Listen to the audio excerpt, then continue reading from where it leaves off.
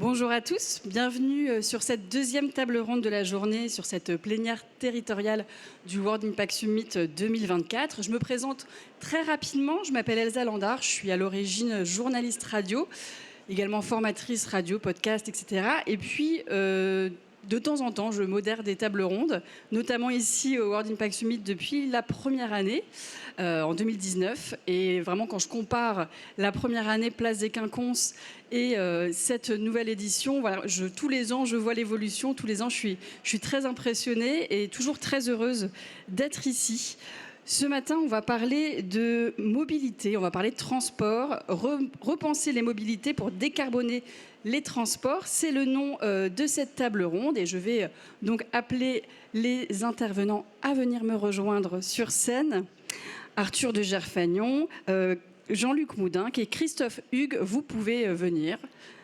Pendant que je présente cette table ronde, vous pouvez vous installer. Alors, il faut savoir qu'en France, le secteur... Alors, mettez-vous où vous voulez autour de moi, voilà. Très bien, comme ça. Je vais m'asseoir pour être à votre hauteur. Donc, il faut savoir qu'en France, le secteur des transports n'a pas diminué ses émissions de gaz à effet de serre depuis 1990. Et elles ont même augmenté, en fait, de 3%. Ça pose question quand même, quand on sait que c'est le secteur le plus polluant. Il représente à lui seul un tiers des émissions en France. Comment expliquer donc cette stagnation ? Est-ce que aucun effort n'a été fait depuis 30 ans ? En tout cas, ce qui est sûr, c'est qu'il y a toujours plus de monde sur les routes et que la voiture des particuliers est responsable à plus de 50% des émissions liées au transport en général. Alors je précise que les vols internationaux ne sont pas pris en compte dans ces chiffres nationaux. Alors, comment repenser les mobilités, comment repenser nos mobilités pour décarboner les transports ?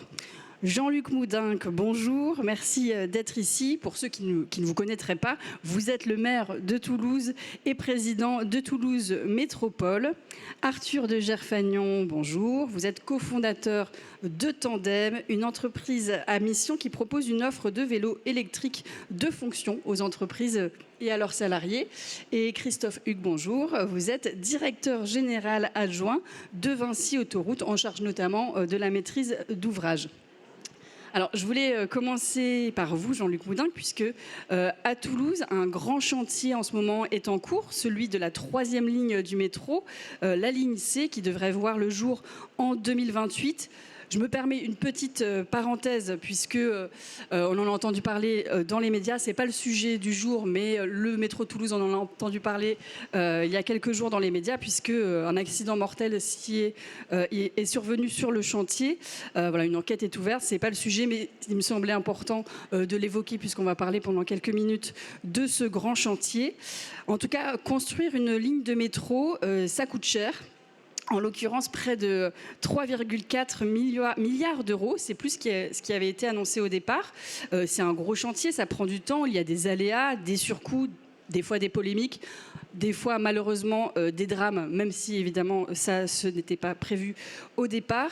Pourquoi, selon vous, construire une nouvelle ligne de métro à Toulouse, c'est une nécessité aujourd'hui ? Et pourquoi vous vous êtes lancé dans un tel chantier ? Bien, d'abord, un mot sur le drame de lundi, qui est un drame affreux, où effectivement un ouvrier a perdu la vie en construisant un morceau du viaduc de cette ligne, puisque cette ligne, c'est beaucoup de tunnels, mais également un viaduc. Et il y a eu un effondrement d'un petit morceau qui a causé ce drame, et une enquête est en cours, comme vous l'avez dit. Alors pourquoi construire un métro ? Tout simplement parce que Toulouse est la ville de France qui, depuis 20-25 ans, connaît la plus forte croissance. La plus forte croissance du point de vue de la création d'emplois, du point de vue de la progression démographique. Et donc la décision que nous avons prise, les élus de l'agglomération, c'est d'investir massivement dans les transports en commun. Et effectivement, après tout le budget du Grand Paris Express, nous sommes l'agglomération qui investit le plus dans les transports en commun. Alors il y a plusieurs projets. On a développé la ligne A du métro. On a créé le premier téléphérique urbain. il y a presque 2 ans. Nous avons également rallongé notre tramway. Et puis, nous nous sommes lancés, effectivement, dans ce grand chantier qui, de tous les projets, est le plus important, ce chantier de la ligne C du métro, donc doter l'agglomération toulousaine d'une 3e ligne de métro, pour un budget un peu moindre que ce que vous avez annoncé, hein, on est autour de 2,7 milliards. C'est un métro qui va faire pas moins de 28 km. Ceci explique cela. Et il va traverser l'agglomération d'est en ouest, desservir l'aéroport, desservir la gare, desservir plusieurs intercommunalités, pas uniquement la métropole. Et on estime que à la mise en service fin 2028, il y aura 200 000 usagers par jour. 200 000 usagers par jour, ça permettra de retirer quelques 90 000 véhicules de la circulation automobile chaque jour. Et la particularité de cette ligne par rapport aux 2 qui existent déjà, c'est qu'elle a été calculée pour impacter prioritairement les zones d'emploi qui sont, on le sait, génératrices de la majorité des déplacements et de la majorité de la congestion, puisque la congestion, majoritairement, elle se produit sur les trajets domicile-travail et dans les heures de pointe. Donc c'est une ligne véritablement à caractère économique et social que nous avons voulu. Et lorsqu'elle sera construite, eh bien, sur la grande agglomération toulousaine, au-delà de la seule métropole, on aura un emploi sur 2 qui sera desservi par le métro, qui, on le sait, est le transport qui attire le plus, qui provoque le plus ce qu'on appelle le report modal depuis le véhicule individuel vers le transport en commun. Donc voilà, c'est parce que nous devons faire face à ce développement d'une ampleur extraordinaire que nous avons décidé d'y mettre des moyens très importants. Vous l'avez dit, le maximum, enfin la majorité des trajets, ce sont ceux des trajets domicile-travail, et plus de 70% se font en voiture. Vous, Arthur de Jarfagnon, vous êtes parti de ce constat, c'est que ces trajets, finalement, ils sont souvent sur des petites distances qui pourraient se faire à vélo. Vous avez donc créé Tandem. Est-ce que vous pouvez nous expliquer un petit peu en quoi ça consiste, Tandem, comment ça fonctionne ? Oui, bien sûr. Bonjour à tous. Effectivement, on est parti d'un constat assez simple. Le premier, vous l'avez dit, c'est que le secteur des transports, c'est le plus émetteur de CO2 en France. Et vous avez 50% de ces émissions qui viennent de nos voitures personnelles. Donc de nos trajets à tous quotidiens en voiture. Et derrière ça, on s'est aperçu que vous aviez, sur les trajets de moins de 5 km, 60% des Français qui prenaient leur voiture pour aller au travail. 5 km à vélo, c'est 15-20 minutes maximum. Donc le point, c'est essayer de réfléchir aux barrières aujourd'hui qui ne permettent pas aux Français et aux gens de manière générale de passer de la voiture au vélo, ou en tout cas à des mobilités plus douces pour se déplacer au quotidien. Parce que l'immense majorité de nos trajets du quotidien sont des trajets courts. Donc on a créé une solution pour les entreprises pour faire en sorte que le vélo soit financé en partie par l'entreprise, exactement comme aujourd'hui c'est le cas pour l'abonnement de transport en commun, où c'est légal et on doit rembourser 50% de l'abonnement de transport en commun. Nous, on voudrait faire en sorte que les collaborateurs qui veulent passer de la voiture au vélo puissent le faire à un moindre coût. Donc on propose une solution de location de vélo aux entreprises où le collaborateur choisit un vélo parmi des marques françaises. Derrière, le vélo, il est assuré, il est entretenu au pied des bureaux, il est livré avec les accessoires. Et ce qui fait que le collaborateur, à 25 ou 30 euros par mois, peut accéder à un vélo de qualité français avec tout un tas de services associés. Donc voilà, on équipe des entreprises un peu partout sur le territoire, que ce soit dans des grandes villes, des villes de taille moyenne ou même dans des zones périurbaines voire rurales. Donc on va évidemment avoir besoin des pouvoirs publics là-dessus pour développer des infrastructures, mais en tout cas on pense qu'il y a un autre chemin que le tout voiture pour essayer de décarboner nos mobilités. Et comment on incite juste les collaborateurs, les salariés à prendre le vélo ? Parce que c'est vrai que des fois on se dit que la voiture c'est une solution de facilité et passer au vélo c'est pas forcément évident pour tout le monde. Et pour ça, on a essayé de s'inspirer de nos voisins européens. Pour vous donner un chiffre, en France, la part modale du vélo, donc c'est-à-dire que les gens qui au quotidien font du vélo, elle est de 4%. Quand aux Pays-Bas, en Belgique ou en Allemagne, elle est de 12-15 jusqu'à 25% pour les Pays-Bas. Donc c'est 3, 4 ou 5 fois plus que la France. Et en fait, si vous voulez, c'est un point culturel. Donc on a essayé de lever les barrières les unes après les autres. Les barrières à la sécurité, évidemment, donc en fournissant un matériel de qualité, en intégrant un antivol pour la crainte du vol, en faisant des formations à la prise en main du vélo, des formations à la route aussi pour rassurer les gens, pour lever les freins. Souvent, c'est des barrières mentales qu'on peut avoir, de je me sens pas capable de faire ce trajet à vélo ou j'ai peur pour ma sécurité. Donc c'est pour ça qu'on les accompagne de A à Z pour lever ces barrières-là. Il y a une barrière coût, évidemment. Aujourd'hui, un vélo électrique de qualité, particulièrement de marque française, ça coûte à peu près 2 000 euros. Donc évidemment, la majorité des salariés ne sont pas capables de mettre 2 000 euros sur la table pour s'acheter un vélo. Donc le fait que ce soit cofinancé par l'entreprise fait qu'à 25, 30 ou 35 euros par mois, on peut accéder à un vélo et à un service de qualité, ce qui le rend beaucoup plus accessible à tous, ce qui fait que la majorité aujourd'hui de nos clients et de nos salariés utilisateurs sont des gens qui ont des salaires inférieurs à 2 000 euros et qui du coup peuvent accéder à un matériel de qualité. Christophe Hugues, je le disais tout à l'heure, pour l'instant, la route, c'est une réalité quotidienne pour beaucoup de Français.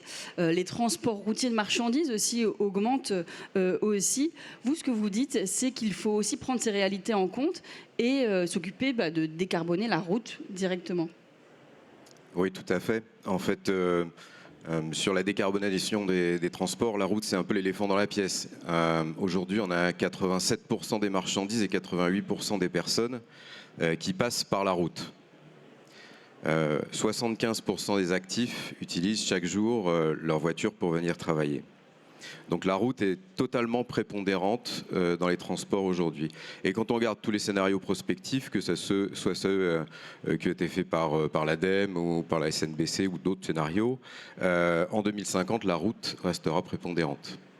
Même si on utilise moins la voiture. Alors, même s'il y a du report modal, aujourd'hui le train représente 10%, on a des objectifs très forts de report modal. En doublant la part du train, la route représentera encore 3/4 des déplacements. Donc il y a un besoin très fort de s'occuper de la route. D'autant plus que vous évoquiez tout à l'heure les chiffres des émissions carbone. Le secteur des transports est le seul, effectivement, depuis 1990 qui a pas vu ses émissions diminuer. Et il représente presque le tiers des émissions nationales. Et au sein de ce secteur, la route, c'est 94% des émissions. Donc l'équation est assez simple. Si on veut décarboner la France, il faut décarboner les transports. Si on veut décarboner les transports, il faut décarboner la route.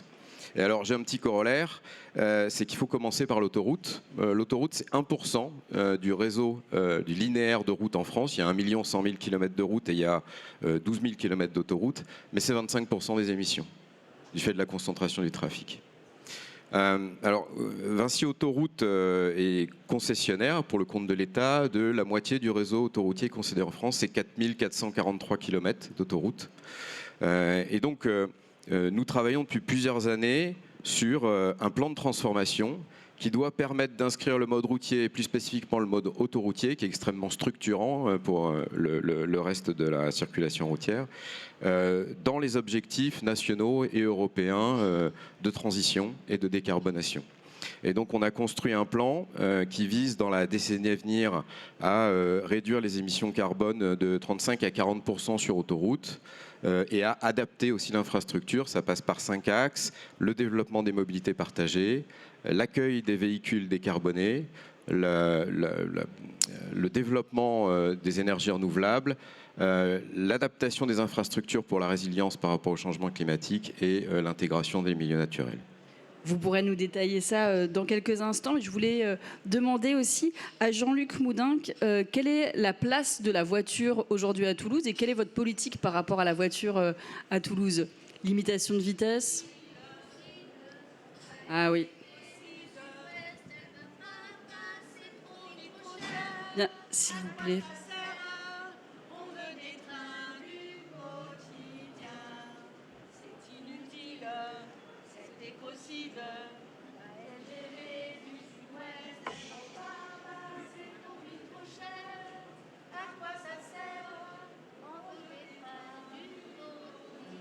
Merci, mesdames.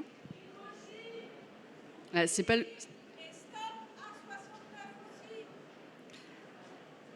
On l'attendait. Merci, mesdames. Voilà, c'est pas tout à fait le sujet du jour, mais je vous invite à en reparler plus tard. Je voulais parler donc de la place de la voiture à Toulouse Quelle est votre politique donc, sur la voiture à Toulouse et aussi sur les différents moyens de transport utilisés en ville? Alors, ça tombe bien votre question parce qu'on vient de rendre public l'enquête ménage. Tous les 10 ans, on fait une enquête ménage très très approfondie. On interviewe jusqu'à 13 000 personnes pour savoir quelles sont leurs habitudes de déplacement. Et on fait ça tous les 10 ans. Et pour la première fois, on arrive à un équilibre. C'est-à-dire que sur l'agglomération, on est à 50% la part modale de la voiture et 50% les autres moyens de se déplacer. Par contre, quand on rentre dans la ville de Toulouse elle-même, la part de la voiture descend à 30%. Et donc tout ça est le résultat d'initiatives que nous avons prises de longue date, que nous avons développées pour tout à la fois, je l'ai dit, faire en sorte que l'offre de transport en commun soit en croissance continue. On a accueilli l'année dernière 194 millions de voyages sur le réseau de transport en commun toulousain. C'est le 3e chiffre de France, après Paris et après Lyon, alors que pourtant l'agglomération toulousaine n'est que la 6e en population. Donc tout ça, c'est un chiffre encourageant. Donc nous avons développé les métros. Aujourd'hui, le métro, c'est grosso modo 400 000 personnes qui le prennent chaque jour. Nous avons développé le tramway, nous avons développé les bus. Et depuis maintenant pratiquement 10 ans, on a développé des bus linéaux, c'est-à-dire que c'est une offre qui est véritablement dopée par rapport aux bus classiques. C'est-à-dire qu'il y a une fréquence beaucoup plus forte. Il y a des bus qui commencent à 5 h du matin, qui terminent à minuit ou à 1 h et qui passent plus souvent. Le résultat, c'est qu'on a augmenté de 30% à 40% la fréquentation par rapport aux bus classiques. On a également innové, donc il y a 2 ans, j'en disais un petit mot tout à l'heure, j'ai inauguré le téléphérique urbain le plus important qui puisse exister dans une grande ville. Et en 22 mois, il y a eu 2,5 millions de transports de voyageurs qui ont été transportés. Pourquoi un téléphérique? Parce que nous sommes heurtés à un moment, à un endroit de la ville qui est très important, parce qu'il y a un hôpital, il y a l'université la plus importante, l'université scientifique, et puis un pôle économique et médical que nous avons créé, l'Oncopole, qui compte quelques 8 000 emplois.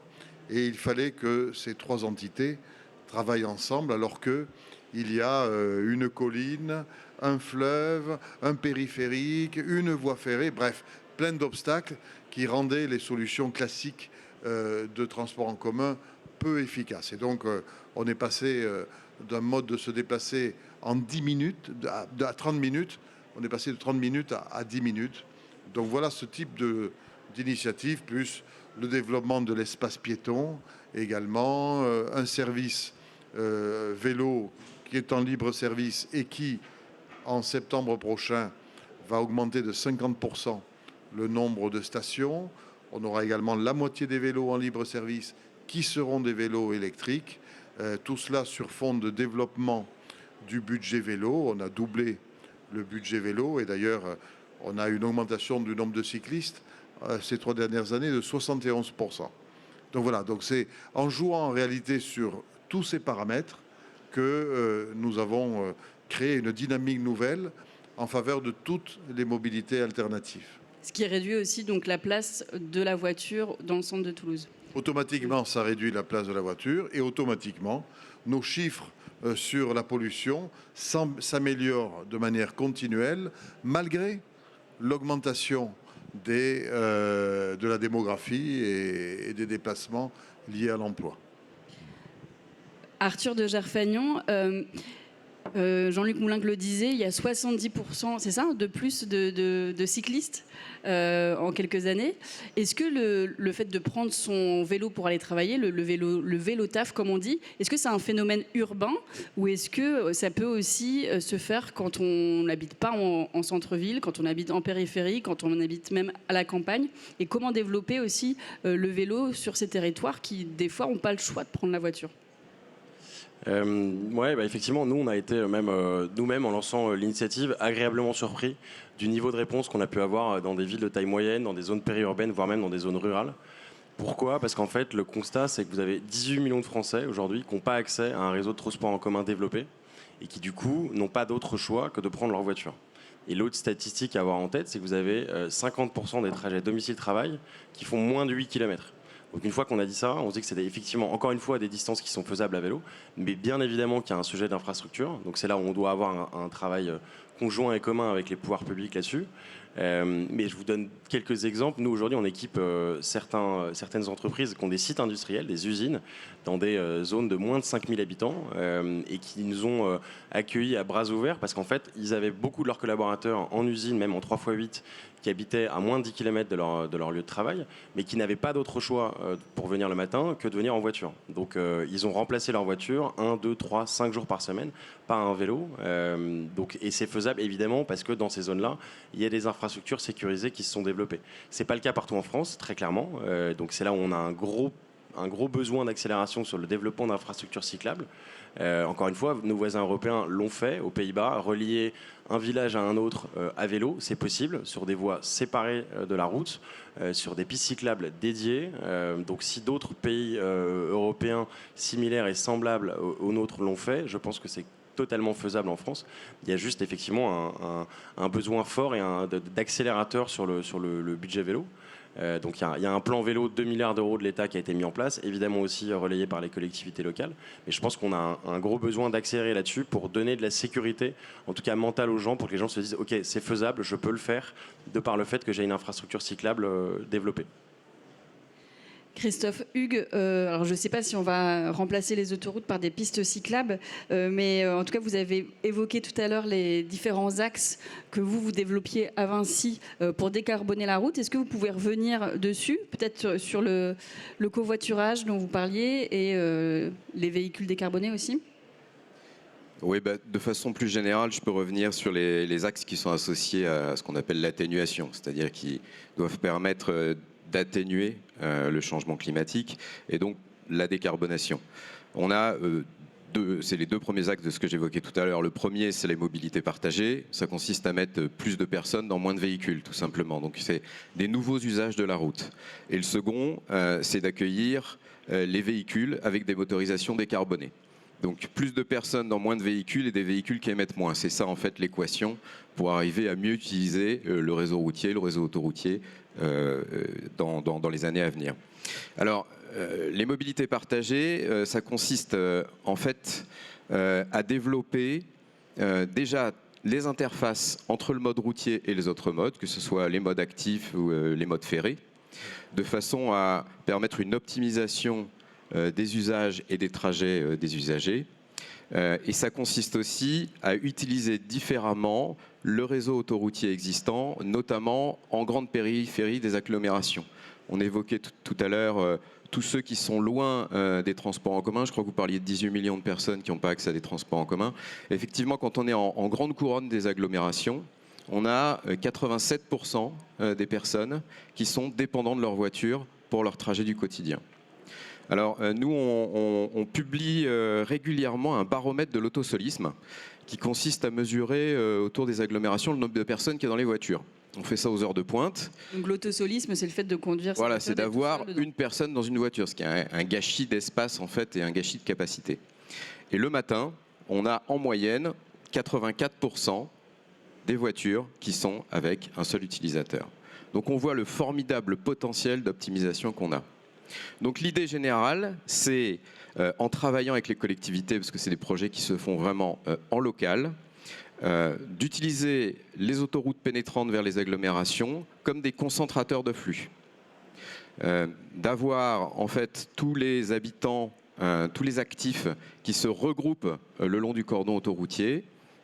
Ils y accèdent via leur vélo, via un bus, via une voiture, se garent, reprennent ensuite un bus qui prend l'autoroute et qui va rejoindre les centres urbains et surtout les pôles ferrés ou les pôles de distribution vers tout le reste de l'agglomération. On a un très bon exemple de ça dans le sud parisien, à Longvilliers, où chaque jour, on a 3000 passagers qui viennent prendre un bus à 20 ou 30 km au sud de Paris, qui les amène directement au RER à Massy, où ensuite ils ont accès à toute l'agglo parisienne. Donc 3000 passagers par jour, c'est très bien, mais si on était capable de démultiplier ce type de système, on pourrait peut-être faire comme Madrid, où chaque jour, c'est 300 000 passagers qui utilisent ces bus express. Des sortes de navettes qui vous amènent directement. Des navettes qui amènent directement au centre ferré. Donc tout ça, c'est complété avec des voies réservées pour garantir la fiabilité des temps de parcours. C'est complété avec des parkings de covoiturage. Et puis, ça peut être soit des voies réservées pour les transports en commun, soit des voies réservées pour les grandes utilisations. On travaille sur ces sujets de mobilité partagée, de pôles d'échange multimodaux, de covoiturage un petit peu partout en France. On a un projet sur lequel on travaille au nord de Bordeaux, sur la 10, en approche de la 10, avec une voie réservée vert de plus. On réfléchit aussi sur A68 à une voie réservée pour les transports en commun. Donc voilà, tout ça, c'est des projets auxquels on pense. C'est le premier volet, plus de personnes dans moins de véhicules et aider les grandes couronnes à accéder à l'emploi et aux services. Le deuxième, c'est l'accueil des véhicules décarbonés. C'est le développement de toutes les infrastructures de recharge pour les véhicules électriques légers. Aujourd'hui, toutes les aires de service sont occupées sur les autoroutes, mais il va falloir multiplier par 7, 8, 9, 10 le nombre de bornes dans la décennie à venir. On aura besoin de 70 à 80 bornes en moyenne dans les 10 ans qui viennent sur chaque aire. Et réduire aussi le temps de charge pour que ce soit... Alors oui, la différence, c'est que les bornes qu'on a en ville, c'est des bornes qui permettent de donner peu d'énergie en beaucoup de temps. Quand on est sur autoroute, il faut donner beaucoup d'énergie en peu de temps, donc il faut des bornes très puissantes. Et alors si je me projette en 2030-2035, sur les aires de service autoroutières sur lesquelles on a le plus de trafic, on pourra avoir besoin de 200 superchargeurs, ce qui nécessiterait 20-30 mégawatts de puissance, c'est-à-dire l'équivalent de la puissance d'un grand aéroport comme Orly. Donc c'est ça le travail qu'on a à faire dans la décennie à venir pour équiper nos infrastructures, pour accueillir les véhicules électriques, les véhicules décarbonés. Alors on a un gros sujet poids lourd aussi, parce que les poids lourds, c'est 15% du trafic sur autoroute, mais c'est 45% des émissions. Là aussi, on sait que l'avenir, il y aura une transition par le biogaz, les biocarburants, mais c'est le poids lourd électrique. Les constructeurs de camions parlent de 50 à 60% des ventes en poids lourd électrique en 2030. Il va falloir construire des stations de recharge. Là, ça ne sera plus des superchargeurs, ça sera des méga chargeurs pour arriver à charger les camions. 1 mégawatt par borne. Il va y avoir des besoins de puissance énormes. Et donc, on réfléchit aussi à d'autres solutions alternatives, comme la route électrique. On mène une expérimentation sur l'autoroute A10. Et l'année prochaine, on aura une voie qui permettra de se recharger pendant le roulage. Donc, en fait, le camion qui roule ou la voiture qui roule sur l'autoroute n'a plus besoin de s'arrêter pour se recharger. C'est la voie elle-même qui envoie de l'énergie, soit par induction, soit par un rail. Donc là, le test que vous faites, c'est sur 4 km, c'est ça ? 2 km d'induction, 2 km de rail, et ça fonctionnera en 2025. Et ce qui permet de se recharger pour combien de temps sur ces 2 km ? L'énergie qui est donnée permet de fournir l'énergie nécessaire au mouvement et de recharger la batterie. Normalement, si vous roulez 1 heure ou 2 heures sur la section, vous avez rechargé votre batterie. Très bien. On reparlera après aussi de comment équiper toutes les infrastructures, notamment pour faire venir toute cette électricité dont vous allez avoir besoin. Jean-Luc Moudin, qu'est-ce que vous voyez aussi le transport électrique comme une solution ? Vous êtes en train de passer au bus électrique. Je ne sais pas, vous aviez promis plus de bus diesel en 2026. Où vous en êtes aujourd'hui ? Alors, on y arrive. Le bus électrique, c'est plus difficile. C'est plus difficile, ça coûte beaucoup plus cher, 3 fois plus cher. Et comme entre-temps on a également surinvesti, c'est pas évident d'y arriver aussi vite qu'on voudrait. Après, sur la mobilité électrique, on en parle beaucoup avec les ZFE, les zones à faible émission, et Toulouse, bien évidemment, est comprise dans la liste des ZFE. Nous avons mis en place au début du mandat, en octobre 2020, des primes à la mobilité décarbonée, mais je n'ai pas voulu justement que ça soit orienté uniquement vers l'électrique. Pourquoi ? Parce que les véhicules électriques, tout le monde n'a pas les moyens de se les payer.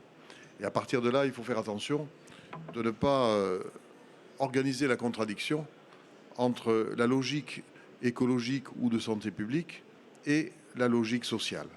Parce qu'il faut permettre aux gens les plus modestes, eux aussi, de pouvoir basculer vers la transition écologique, mais il faut avoir conscience que c'est sans doute peut-être plus difficile pour eux, ou ça prendra plus de temps. Et c'est la raison pour laquelle j'ai fait en sorte que les primes à la mobilité décarbonée, ça soit pour acheter des véhicules électriques, oui bien sûr, mais aussi des véhicules thermiques propres, des vélos électriques, bien sûr, des motos électriques, thermiques propres, enfin bon. Autrement dit, de donner le choix aux gens. Je crois qu'un des problèmes politiques et sociétaux que connaît la transition écologique, c'est justement celui-là. De faire en sorte que certains n'aient pas le sentiment qu'ils y vont en marche forcée à tel point qu'ils ne vont pas y arriver. Alors, il y a beaucoup de débats dans beaucoup de secteurs sur cette question-là, mais sur la question des mobilités, je crois effectivement qu'il faut une souplesse. Il faut, oui, encourager l'électrique, mais ne pas forcer les gens à y aller. Et d'ailleurs, tout à l'heure, j'annonçais qu'en septembre, on allait redéployer notre réseau de vélos mis en libre service avec cette nouveauté des vélos électriques, alors que jusqu'ici, il y a des vélos mécaniques seulement. Mais je n'ai pas voulu que ça soit que de l'électrique non plus. Donc moitié électrique, moitié non électrique, mécanique donc. Ce qui est sûr en tout cas, c'est qu'avec les vélos électriques, on est sûr de toucher un public nouveau. Par rapport à ce que disait Arthur tout à l'heure, je crois qu'effectivement, il y a des gens qui aujourd'hui se disent « Ouh là là, 8 km, c'est trop loin ». Par contre, 8 km en vélo électrique plutôt qu'en vélo mécanique, ça change tout. Et je crois que le fait d'introduire dans la flotte des vélos en libre service une part importante de vélos électriques, ça va mécaniquement augmenter le nombre d'usagers, à condition, on le disait aussi, que le réseau, évidemment, suive en termes de sécurité et de continuité. Arthur de Gerfagnon, quelle est votre vision, vous, sur la mobilité électrique, sur les voitures électriques et la micro-mobilité électrique? Est-ce que c'est une solution? Vous proposez des vélos électriques avec Tandem? Oui, évidemment. Alors, Monsieur Moudin a raison. Le fait de proposer des vélos électriques permet d'aller cibler un autre public, principalement ce que j'appelle moi des primo-accédants au vélo, c'est-à-dire des gens qui faisaient du vélo que pour le loisir ou l'été et qui du coup, de par l'électrique, se disent OK, je suis capable de faire des plus grandes distances. Moi, je pense aussi que la priorité, c'est de réduire notre dépendance à la voiture de manière générale. C'est-à-dire qu'encore une fois, la majorité de nos trajets du quotidien sont des trajets courts. Évidemment qu'on n'est pas en train de dire de faire Paris-Marseille ou Paris-Toulouse en vélo. Évidemment, c'est pas le sujet. Le sujet, c'est comment est-ce qu'on réduit notre dépendance à la voiture au quotidien. Il y a 40 millions de véhicules aujourd'hui en France. On est un peu plus, on est 70 millions. Donc, dans les faits, il y a trop de voitures aujourd'hui en France. Donc, si on a une transition qui fait qu'on passe de 40 millions de véhicules thermiques à 40 millions de véhicules électriques, on aura raté notre transition sur la partie transport. Ça, c'est pour moi en tout cas une évidence. Donc évidemment qu'il faut aller vers l'électrique, évidemment qu'il faut aider les gens à passer du thermique à l'électrique à moindre coût, comme vous le disiez, mais il faut aussi faire en sorte d'aider les gens à réduire leur dépendance à la voiture via les transports en commun, via la mobilité douce. Mais pour moi, c'est l'immense priorité. Et je trouve que cette partie-là n'est pas assez poussé dans le débat public. On met en avant évidemment le fait de transitionner vers le thermique, du thermique à l'électrique, mais pas suffisamment le fait de réduire notre dépendance à la voiture. La voiture aujourd'hui occupe une place trop grande dans nos rues, dans nos parkings, sur les routes. Et aujourd'hui, il faut qu'on arrive à être moins dépendant de cet objet-là. Donc évidemment, l'électrique est très important, mais je pense surtout qu'il faut réussir à sortir les gens de leur voiture sur les trajets courts du quotidien. Et ce que les chiffres montrent, c'est justement que finalement, depuis 30 ans, on a tendance à plus prendre la voiture qu'avant, malgré les prises de conscience et malgré tout ça. La voiture se développe. On continue de prendre la voiture. Christophe Hugues, sur les infrastructures, vous en parliez un petit peu. Comment diminuer aussi l'impact environnemental des infrastructures? Et comment aussi, puisque vous allez avoir besoin de beaucoup d'électricité, du coup pour recharger tous ces nouveaux véhicules électriques, puisque je le rappelle quand même, donc les véhicules thermiques ne pourront plus être, les véhicules thermiques neufs ne pourront plus être commercialisés à partir de 2035. Donc mécaniquement, il y aura de toute façon plus de véhicules électriques. Comment vous allez équiper vos infrastructures tout en respectant l'environnement et en diminuant l'empreinte carbone? Déjà, peut-être juste pour rebondir ce qui vient d'être dit, j'évoquais tout à l'heure les mobilités partagées, les systèmes de bus express en périphérie des agglos. C'est un bon moyen pour transitionner vers moins de voitures et mieux utiliser le réseau routier, ce qui est l'objectif. Et c'est aussi une bonne réponse au sujet des ZFE et à l'accompagnement social de la transition. Parce que tous ces systèmes de bus express permettent de réduire considérablement non seulement les émissions carbone, vous les divisez par 2 avec un bus thermique, mais avec un bus électrique par 10 par usager, mais vous divisez aussi le prix par 10 du trajet. Donc c'est un vrai sujet, on va dire multifacette, une vraie solution multifacette pour la transition. Et l'autre intérêt, c'est que la mise en place d'une ligne de bus express est quelque chose qui peut se faire de façon progressive. J'évoquais l'exemple dans le sud parisien. Il s'est mis progressivement en service depuis 1990, d'abord juste avec une ligne, puis avec des infrastructures qui se sont développées au fur et à mesure du succès.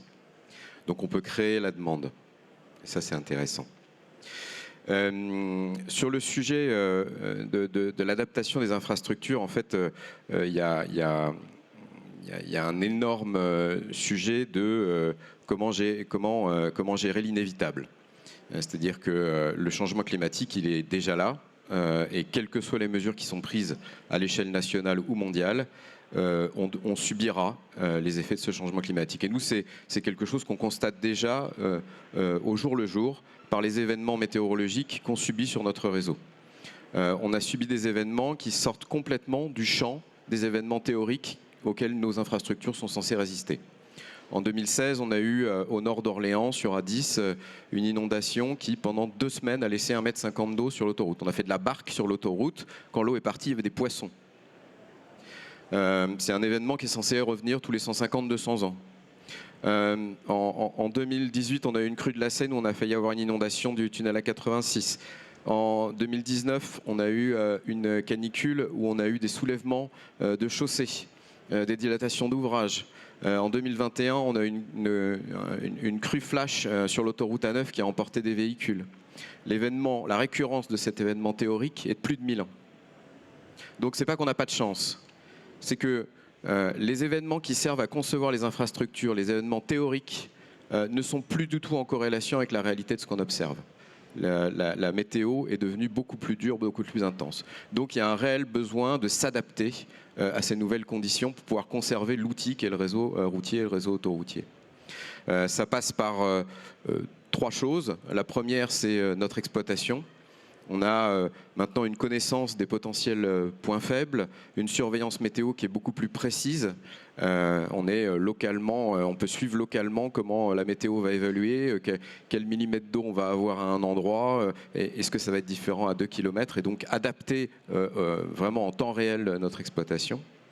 Ce qui nous permet derrière de préserver la sécurité des usagers, ce qui est notre priorité numéro 1, et de remettre en service le plus rapidement possible à la suite des événements. Le deuxième volet, c'est dans la conception des nouvelles infrastructures. On attend beaucoup du travail qui est en cours par le ministère de la Transition écologique sur la TRAC et le PENAC, la trajectoire d'adaptation au changement climatique et le plan national d'adaptation au changement climatique. Comment s'inscrire dans une France plus 4 degrés, quelles sont les hypothèses et comment concevoir les nouvelles infrastructures. Mais dès aujourd'hui, il y a un dialogue qui s'engage avec les services techniques des préfectures, les services techniques locales, pour arriver à trouver les solutions les plus transparentes possibles vis-à-vis de l'environnement, et notamment vis-à-vis du sujet crue inondation. Et le troisième sujet, c'est qu'on est capable de réaménager certaines sections, certains objets sur le réseau autoroutier qui sont fragiles. Par exemple, à l'endroit au nord d'Orléans, sur l'autoroute A10, on avait eu, c'est 1,50 m d'eau pendant 2 semaines au-dessus de l'autoroute. On a réalisé un énorme ouvrage de transfert qui permet à l'eau de passer de chaque côté de l'autoroute. On a créé des protections latérales, des merlons qui protègent l'autoroute de l'envahissement de l'eau. Donc on est capable de faire des projets d'adaptation qui permettent de renforcer la résilience de l'infrastructure.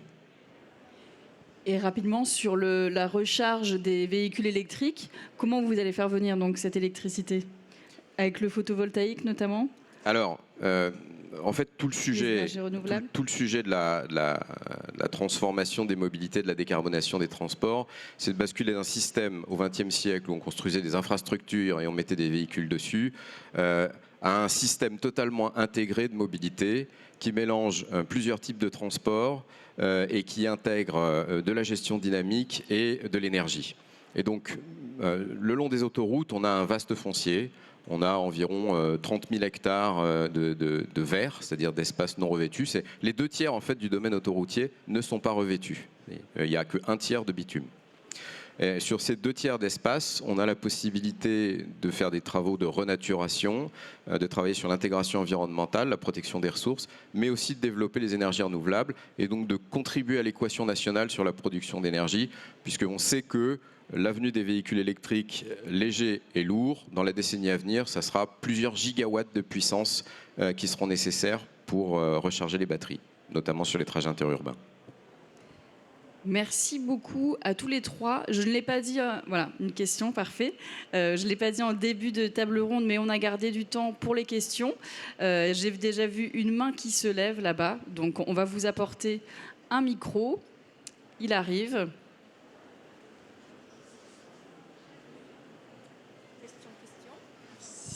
Bonjour à tous. J'ai bien écouté, j'avais une question pour Monsieur Hugues.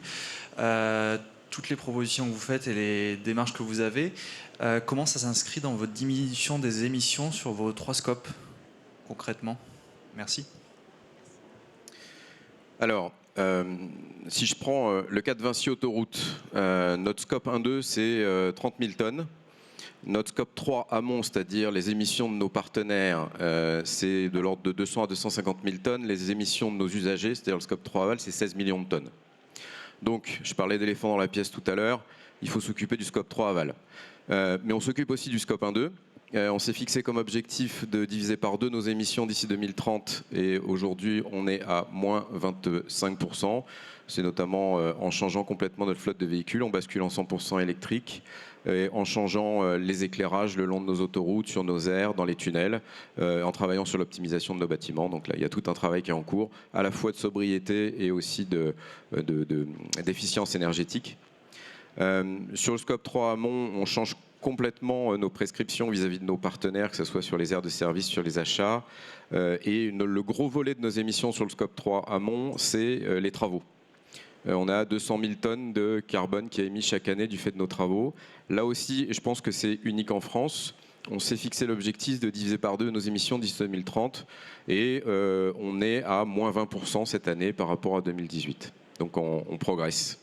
Ça passe par l'utilisation de matériaux bas carbone, par le recyclage, par l'optimisation de l'organisation de nos chantiers, l'utilisation de matériaux recyclés. Enfin, il y a vraiment un gros travail à 360 degrés sur tous nos chantiers. Et puis le scope 3 aval, c'est les mesures que j'évoquais, principalement le travail sur les mobilités partagées, les énergies renouvelables, l'accueil des véhicules décarbonés et puis tout le volet adaptation des infrastructures. Ça se concrétise. Bah, tout à fait. Sur tous les volets en avance, que ce soit les mobilités partagées, on a des projets un petit peu partout en France et on a un projet en fonctionnement efficace sur le sud de Paris. On est en train de construire des pôles d'échange multimodaux sur Toulon. Donc c'est des actions concrètes. Sur le volet électrique, on a 1621 bornes de recharge sur le réseau et comme je le disais, il faut qu'on multiplie ça par 7 dans les 10 ans à venir. Et on commence à implanter des bornes poids lourds. Sur les énergies renouvelables, on devrait avoir nos premiers mégawatts de production l'année prochaine qui sont installés. Objectif 1 gigawatt en 2030. Sur tout ce qui est résilience, on a déjà réalisé les premiers chantiers d'adaptation. Donc je parlais du nord d'Orléans, mais on a fait aussi des travaux sur le tunnel A86, des travaux sur la Durance en région PACA. Et puis dans tous nos projets maintenant, on intègre dans la conception ce volet résilience climatique et intégration environnementale. Donc oui, c'est du concret. Merci. Une autre question, peut-être? Ah, de l'autre côté. Ça vous fait marcher un petit peu. Ouais.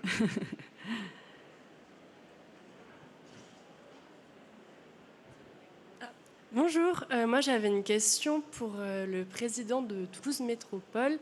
Au niveau des mobilités, vous avez créé plein de dispositifs justement pour les mobilités alternatives à l'autosolisme. Mais est-ce que dans votre PLU, c'est retranscrit? Jean-Luc Moudin. Alors, les mobilités, c'est pas tellement le PLU, c'est le PDU. Ah. Hein, parce que le PLU, on aura à voter en juin prochain en Conseil de métropole le PLUIH, plan local d'urbanisme, intercommunal et d'habitat, qui va concerner les 37 communes de la métropole et qui, lorsqu'il aura passé toutes les étapes de l'enquête publique, de la consultation des personnes publiques associées, devrait entrer en vigueur à la fin de l'année 2025. Alors évidemment, le but premier d'un PLUIH, c'est de dire la destination des sols, où on met du logement, où on met de l'activité, où on préserve des zones naturelles, et puis de faire un programme d'habitat. Tant de logements doivent être construits dans chacune des communes, tant de logements sociaux, et tout ça pour une période de 10 ans. Donc la question des infrastructures de déplacement, elle n'est pas tellement traitée dans ce document. Par contre, nous sommes en train d'élaborer un autre document qui est un plan de déplacement urbain. Alors, je ne sais plus, c'est le 3e, je crois, hein, depuis que les plans de déplacement urbain existent. Ils ont été instaurés, je crois, par une loi de décembre 1998. Donc, forcément, là, on va mettre tous les projets nouveaux. Merci. Y a-t-il une autre question? On a encore le temps pour une dernière question. Oui, juste là, juste à côté. Bonjour. Alors, je m'adresse plutôt à Monsieur Hugues. Concernant, vous avez parlé de tout ce que vous mettez en place pour les clients, les usagers des autoroutes. Qu'en est-il de vos collaborateurs en interne, en termes de mobilité, de changement de mobilité pour vos collaborateurs, s'il vous plaît? Alors, j'évoquais le fait que l'ensemble de nos véhicules de service sont en train de muter, mais on a aussi beaucoup de véhicules de fonction.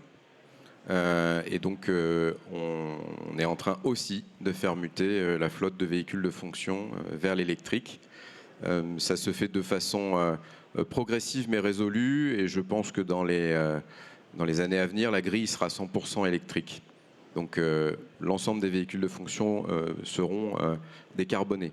Et ensuite, on fait la promotion du covoiturage et des transports en commun pour les collaborateurs qui ne sont pas dotés de véhicules de fonction, de façon à ce que l'impact des trajets quotidiens soit le plus minime possible. Et du vélo aussi? Pas nécessairement. Oui, transport en commun et mode actif, bien sûr. Une dernière question? Non, il est bientôt l'heure de manger, on fatigue.